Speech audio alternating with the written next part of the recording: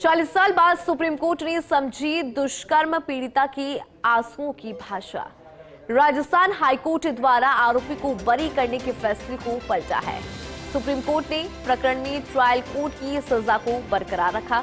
टोंक के एक गांव में वर्ष 1986 में नाबालिग के साथ दुष्कर्म हुआ था।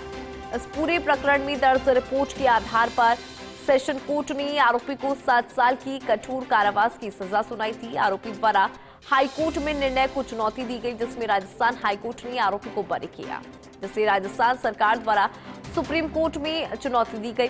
सुप्रीम कोर्ट ने हाईकोर्ट द्वारा पीड़िता के नाम सार्वजनिक करने की आलोचना की और निर्णय को रद्द किया। घटना के समय कोई गवाह नहीं होने कोर्ट में जिरह के दौरान पीड़िता के केवल रोने के आधार पर आरोपी को फायदा मिला था। तो फैसला यहां पर पलटा है। सुप्रीम कोर्ट ने प्रकरण में ट्रायल कोर्ट की सजा को हालांकि बरकरार रखा। टोंक के गांव में 1986 में नाबालिग के साथ दुष्कर्म हुआ था। विस्तार से जानकारी लेंगे, सहयोगी गौरव हमारे साथ जुड़ गए हैं। गौरव, क्या जानकारी, किस तरह से जो फैसला है वो पलटा है? मैं बताना चाहूंगा कि ये 1986 का मैटर था।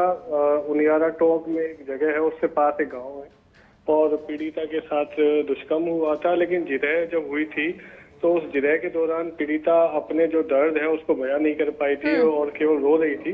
क्योंकि एक्यूज के खिलाफ कोई एविडेंस नहीं मिला था तो हाईकोर्ट ने ट्रायल कोर्ट की सजा पर रोक लगा दी थी। तो इस तरीके से एक्यूज को रिलीफ मिल गया था, जिसको चैलेंज करके राजस्थान सरकार सुप्रीम कोर्ट पहुंची थी और उन्होंने इस डिसीजन को चैलेंज किया था, जहां सुप्रीम कोर्ट ने बहुत महत्वपूर्ण निर्णय दिया है और कहा कि यदि इस तरीके से पीड़िता मतलब अपने जिरह के दौरान अपने बयान को कह नहीं सकती लेकिन वो रो रही, तो हमें समझना चाहिए क्योंकि एक्यूज के खिलाफ सारे सबूत थे, केवल उसके जिरह के दौरान उसने उस चीज को एक्सप्लेन नहीं कर पाई थी। इस आधार पर उसको रिलीफ मिला था हाई कोर्ट से, तो उसको उसने सुप्रीम कोर्ट ने डिनाई करते हुए सजा को, ट्रायल कोर्ट की जो सजा है उसको बरकरार रखा है। जी ठीक है, बहुत शुक्रिया गौरव इस पूरी खबर पर विस्तार से जानकारी के लिए।